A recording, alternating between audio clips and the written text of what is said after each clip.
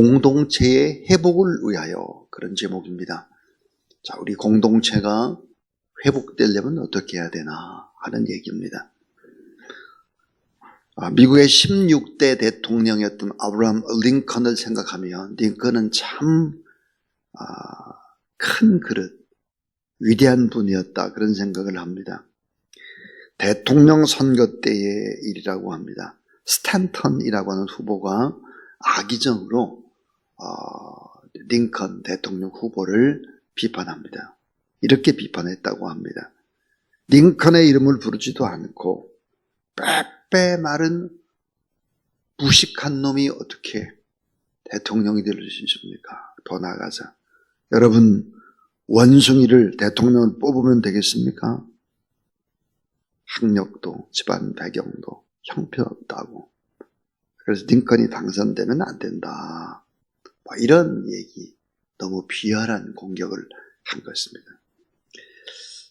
가장 나쁜 공격은 사람의 외모를 가지고 공격하는 것일 것입니다. 자, 링컨이 결국은 대통령이 됐죠. 링컨은 어땠을까? 자기한테 그렇게 악의적으로 나쁜 얘기를 쏟아놨던 대통령 후보였던 스탠턴을 국무부 장관에 기용을 합니다. 대통령의 측근들의 반대 의사가 물 밀듯이 몰려들었습니다. 그러나 링컨은 스탠턴을 복수하지 않고 용서한 사랑으로 끌어안고 국방부 장관으로 임명을 했습니다. 링컨은 반대자들에게 이렇게 얘기를 했다고 전해집니다. 국방부 장관에는 스탠턴이 적임자다. 반드시 그는 일을 잘할 수 있는 사람이다. 내가 유세 중에 그를 살펴보았다. 이렇게 얘기했다고 합니다. 훗날 링컨이 이제 암살을 당해서 죽게 됩니다. 그 장례식에 스탠턴은 자원하여 조사를 맡았습니다. 그 조사의 마지막은 이러합니다.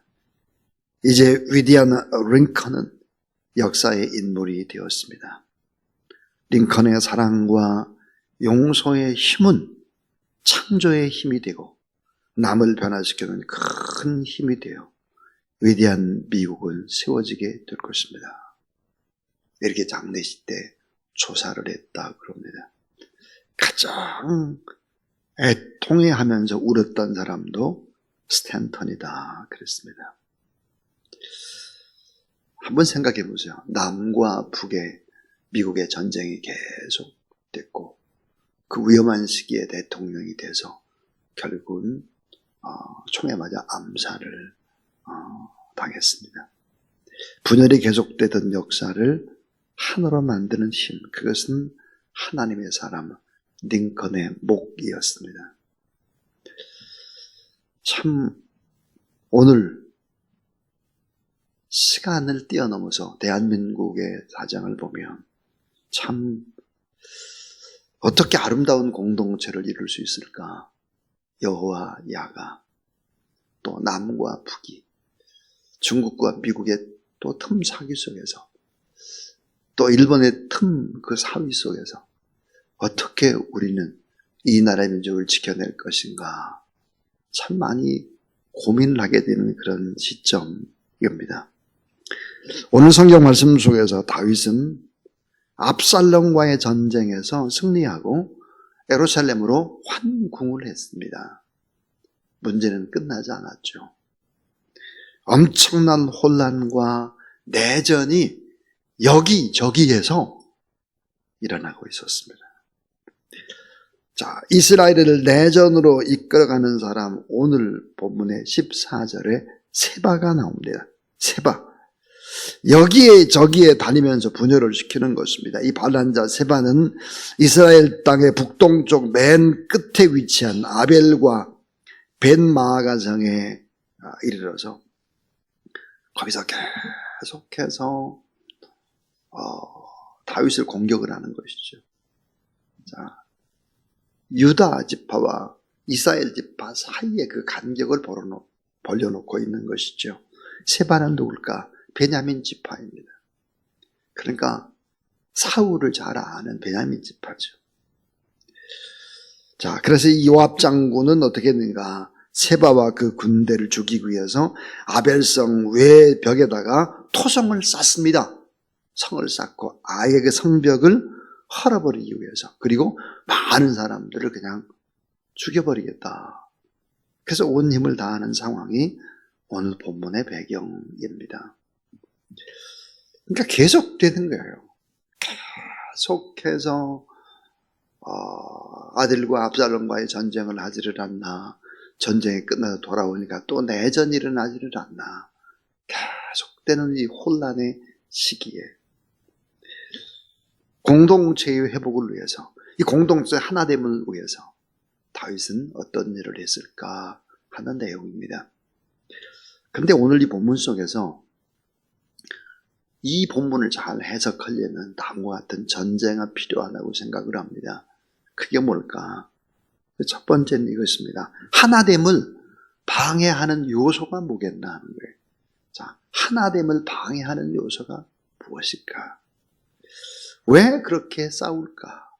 왜 하나가 되지 못할까 하는 것입니다. 하나됨을 방해하는 요소. 먼저 세 가지 생각을 해볼 텐데요. 그 하나가 뭘까? 다윗의 죄악 때문입니다. 다윗의 죄악. 그리고 그 가족의 권력욕 때문이죠. 이 벌어지는 모든 핵심의 문제는 지도자 다윗의 문제예요. 그리고 그 가족들이 권력으로 싸우기 때문에 그렇습니다. 우리는 여러 가지 문제, 세계의 문제, 남북 문제, 지방의 문제, 여러 가지 많은 문제가 있을 수 있는데, 이런 문제의 핵심, 문제의 근원을 따지고 또 따져보다 보면 그 핵심은 어디 있을까? 바로 가정에 있습니다. 가정. 이 가정의 문제죠. 가정. 이 가정의 문제는 이게 또 오늘날 자녀들의 문제라고 생각해요. 자, 가정의 문제는 자녀 문제인데, 이 자녀 문제의 핵심은 누구의 문제일까? 그것은 역시 엄마, 아빠의 문제입니다. 다시 말하면 가정이라는 공동체도 하나 되고 회복되려면 결국은 누구의 문제일까? 엄마, 아빠의 문제다 하는 것입니다. 자, 이스라엘이라고 하는 공동체, 큰 공동체라고 한다면 이스라엘이 이렇게 내분하고 계속해서 문제가 되는 것은 무엇일까? 지도자의 문제다 하는 것입니다. 그리고 그 가족들이에요. 가족들. 자, 다윗이 죄를 토하고 하나님 앞에 용서를 구하고 울면서 계속해서 가슴을 치고 그랬지만 그 죄악의 씨앗은 오랫동안 자녀들의 가슴 속에 남아 있었다 하는 것입니다. 그래서 결국은 하나됨을 방해하는 요소는 누구의 문제일까? 그건 다윗의 문제고 그것은 바로 그 가족들의 문제였다 하는 것입니다. 그러니까 우리는 나라 민족이라든지 많은 문제의 해결점을 어디서 찾아야 되나? 찾기는 가정입니다. 그 가정의 핵심은 엄마, 아빠, 지도자들입니다 하는 거죠. 교회도 마찬가지고 모든 이 나라 민족을 이끈 대통령에서부터 다 그렇게 따져볼 수 있을 것입니다. 자, 하나됨을 방해하는 요소가 좀 더 구체적으로 뭘까? 그 두 번째는 지파 간의 갈등입니다. 지파 간의 갈등이 하나됨을 방해하는 것이죠. 사울 왕, 초대 이스라엘 왕의 지파는 베냐민 지파죠. 다윗의 지파는 유다 지파죠. 또 이스라엘 지파가 있잖아요. 10지파 가운데 이스라엘 지파가 있고, 근데 이런 지파들 간에 계속해서 갈등이 생겨나는 것이죠. 무슨 갈등일까요? 권력입니다. 권력의 자리에 어느 지파가 앉느냐 하는 문제죠. 오늘 성경 문제를 보면 많은 문제 가운데 일으키고 있는 불량배는 비그리의 아들 세바였는데, 세바는 바로 베냐민 지파의 사람이었다 그랬어요. 자, 유다 지파, 이스라엘 지파의 작은 논쟁이 일어나자 그 틈을 타서 반역을 저지릅니다. 참으로 나라를 망하게 하는 것이 뭐였을까요? 지역 감정을 조장하는 정치가들인데요. 이게 성경에도 무수히 나옵니다. 지역 감정을 조장하는 것이 정치 지도자들인데 이거를 자꾸 이용을 하죠. 우리나라도 마찬가지입니다. 그 희생양은 국민들이죠.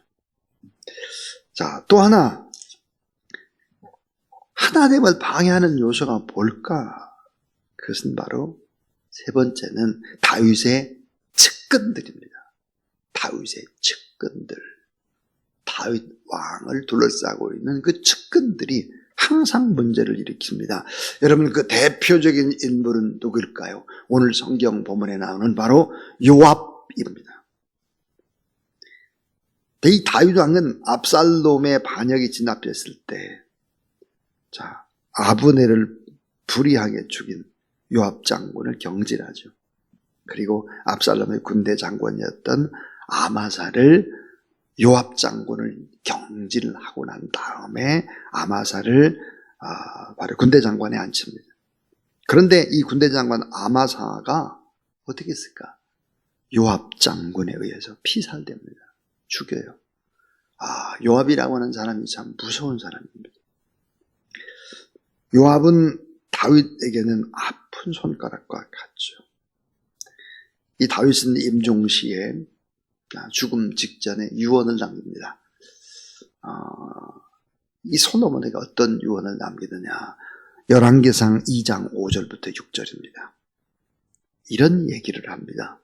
이 다윗이 죽기 전에 마지막 유언으로 아들한테 이제 여러 얘기를 하죠. 믿음을 가져야 된다. 또 하나님을 경외하지 않으면 안 된다. 뭐 이런 얘기를 쭉 하고 난 다음에 그 다음에 요압에 관한 유언을 남기는데 이렇게 얘기합니다. 요압은 무수한 사람을 암살한 사람이다. 요압은 명령의 불복종을 계속해서 반복한 사람이다. 아나무인이고 우리로 말하면 예의도 없다. 꼭 솔로몬 너는 왕위를 유지하려면 요압을 제거해야 한다. 요압을 죽여라. 이게 유언입니다. 얼마나 요압에게 다윗이 당했든지 결국은 너무너무 고통을 받은 것이죠. 자, 왜 이렇게 하나됨이 방해되고 왜 하나 못 될까? 회복을 할 수 없을까? 그 핵심은 바로 세 가지였는데 이 핵심은 우리나라나 어디나 다 적용이 될 수 있는 핵심입니다. 자, 지도자의 제약과 그 가족의 권력욕 때문이다. 또 지파 간의 갈등 때문이다. 권력 때문이다. 다윗의 측근들 때문이었다. 그랬습니다. 지도자의 측근들이 언제나 문제를 일으키죠. 자, 이같이 하나됨을 방해하는 요소들이 많은데 그럼 이제 마지막 결론은 이것입니다. 마지막 결론은 뭘까? 하나 되는 공동체를 위해서 지도자의 해야 할 일입니다. 지도자의 자세입니다. 자, 하나 되는 공동체 회복을 위해서 지도자는 어떤 일을 해야 될까? 다윗은 어떻게 북이스라엘과 남유다를 통합하고 그 통합의 하나됨의 왕으로서 하나님 마음을 합한 왕으로서 이스라엘 민족의 모든 사람들이 우러러보는 그런 왕이 될 수 있었을까? 이 다윗의 지도자, 그의 자세는 무엇이었을까 하는 것입니다. 세 가지인데요. 하나는 포용성입니다. 포용성.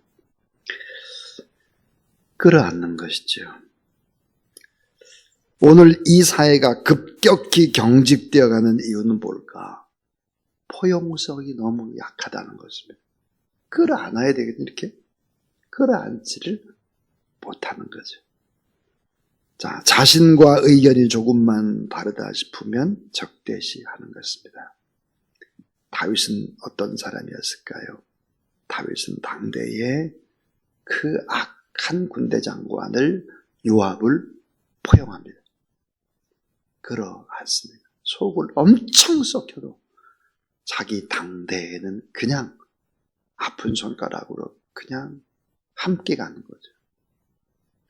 그리고 그가 죽을 때 아들까지 이런 고통을 물려줘서는 안 되겠다 해서 아들한테는 유언을 남긴 것입니다. 끝까지 품은 거죠. 다윗의 위대함 뭘까요? 포용성입니다. 두 번째입니다. 공동체 회복을 위해서 하나됨을 위해서 꼭 필요한 지도자의 자세는 뭘까? 긴 기다림입니다. 길고 긴 기다림. 인내하고 또 참고 또 견디고 또 오래 버티는 거예요.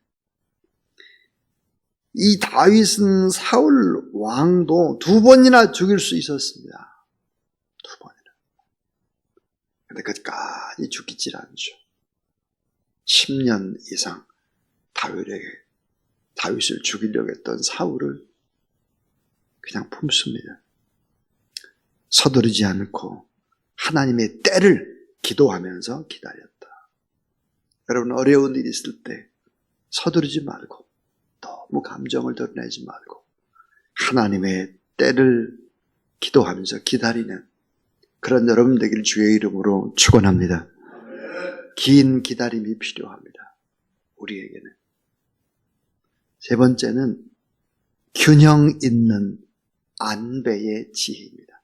균형 있는 안배의 지혜. 다윗은 남북을 합칠 때도 군대 장관, 여러분 군대 장관 누구한테 임명하나 잘 보시면, 자, 압살롬이 반역을 일으켰잖아요. 그래서 압살롬의 군대를 물리쳤잖아요. 근데 군대 장관을 남북이 합칠 때는 누구한테 군대 장관을 주느냐? 요압에게 주는 것이 아니라 압살롬의 군대 장관을 자기의 군대 장관으로 세우는, 그러니까 적의 군대 장관을 나의 군대 장관으로 세우는 것입니다. 참 엄청난 포용이죠. 또 안배죠. 한국의 부자라는 책을 쓴 한상복 씨가 얼마 전에 배려라는 책을 냈는데, 이 배려라는 책의 핵심이 뭘까? 이것입니다. 따라하세요. 성공은 베푸는 자의 지혜다. 예, 성공이 뭘까? 성공은 베푸는 사람이 되는 거예요. 베푸는 지혜자가 성공한다는 것입니다. 그냥 막 모으는 것이 아니라 나누고 베푸는 자, 이런 사람이 결국은 성공한다 그랬습니다. 자, 오늘 16절부터 22절까지 긴 내용이 뭘까? 자, 요압 장군과 세바가 싸움을 해요. 요압 장관과 세바가 싸움을 하는데, 이 싸움을 하는 것이 뭘까? 성을 허물어 버리겠다는, 요압은 성을 허물어 버리려고 하고, 세바는 그 성을 지켜서 결국은 다윗에게 계속해서 반기를 들려고 하는 거죠. 그런데 오늘 19절을 한번 봐주세요. 이 한 지혜로운 여인이 얼마나 엄청난 일을 하나 하는 거죠. 19절 다시 한번 읽어봅니다. 시작. 나는 이스라엘의 화평하고 충성된 중 하나이거늘 당신이 이스라엘 가운데 어머니 같은 성을 멸하고자 하시는도다. 어찌하여 당신이 여호와의 기업을 삼키고자 하시나이까 하니. 자, 어머니 같은 성을 어떻게 허물려고 하느냐, 요압 장군에게 이야기하니까 요압 장군은 나는 성을 허물려고 하는 것이 아니다. 세바를 죽이려고 한다. 거짓말을 하는 거죠. 세바만 죽일 뿐만 아니라 그 성 자체를 허물어 버리려고 하는 것이 요압의 야망입니다. 그리고 자기가 이렇게 했다라고 하는 것을 또 자랑하려고 하는 것이 요압이. 그때 지혜로운 여인이 어떻게 했느냐? 그럼 꼭 세바 한 사람 때문에 그러느냐? 세바의 목을 가지고 오면 된다. 이러하죠.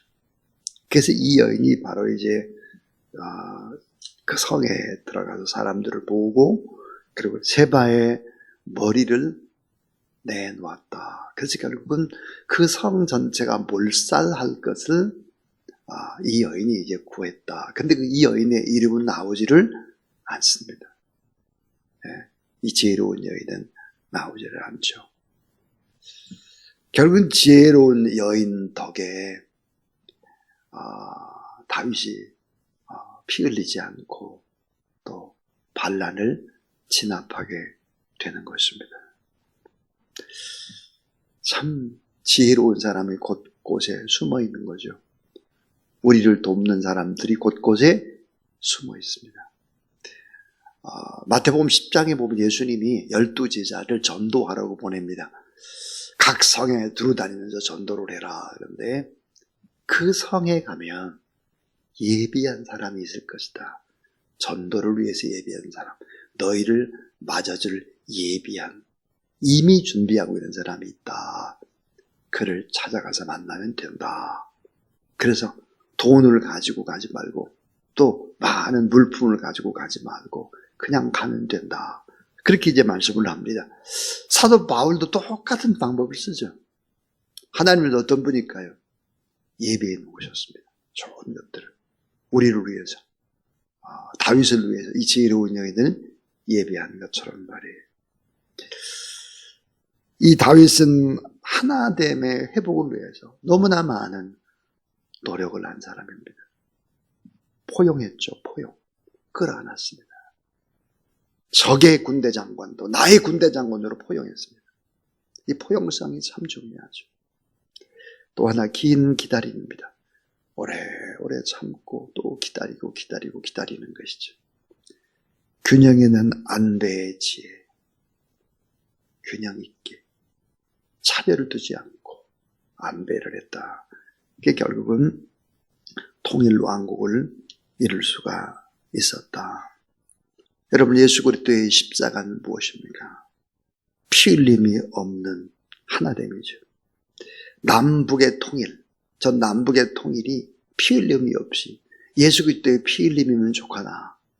예수 그리스도를 믿으면 된다.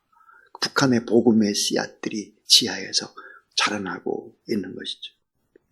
여야의 협치, 예수 그리스도의 십자가면 된다. 노사의 갈등, 간호사법, 용산, 이태원의 문제, 이런 모든 문제들은 계속해서 다툼이 있지만 그 속에 무엇이 필요할까? 그 속에 십자가를 지는 사람들이 필요합니다. 그런 사람은 누구였을까요?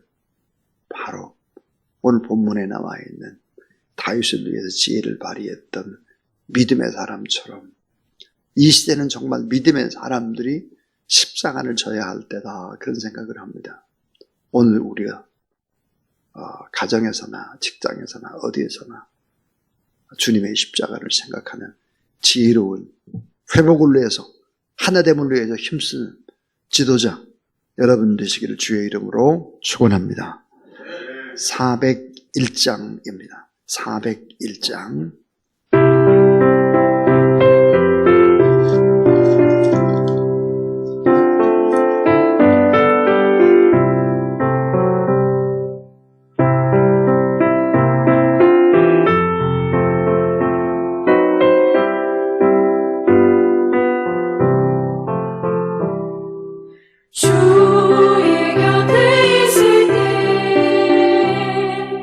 마음이 든든하오니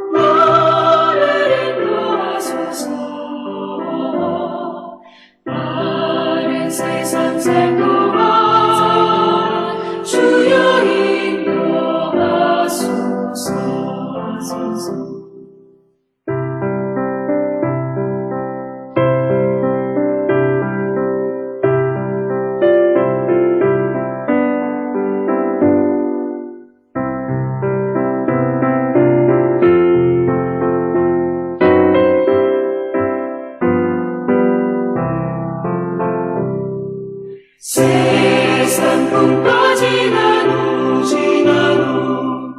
영화로운 나라와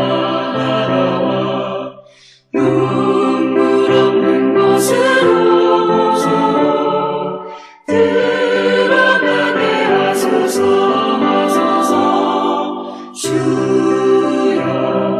주여 나를 인도하소서.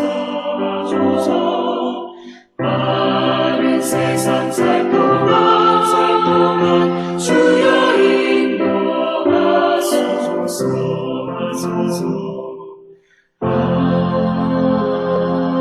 아멘. 십자가상에서 한 강도까지도 포용하신 우리 구주 예수 그리스도의 무한하신 은혜와 우리 죄인들을 위해서 자기의 아들을 우리 가운데 보내주신 하나님 아버지의 놀라우신 사랑하심과 혼란에 치닫고 있고 한치 앞을 내다볼 수 없는 이 시대를 살아가지만 늘 우리에게 힘주시고 꿈꾸게 해주시고 기도함으로 앞으로 나가게 하시는 성령 하나님의 거룩한 역사가 이 새벽도 하나님 앞에 예배드리는 모든 종들 머리 위에 나라와 민족 위에 또 기도하고 천사의 복 기도하고 성령 강림주의의 사람들을 초청하고 또 부흥회하고 이 모든 일들에 참여하는 모든 하나님의 사람들 위에 이제부터 영원토록 함께하옵시기를 간절히 축원하옵나이다. 아멘.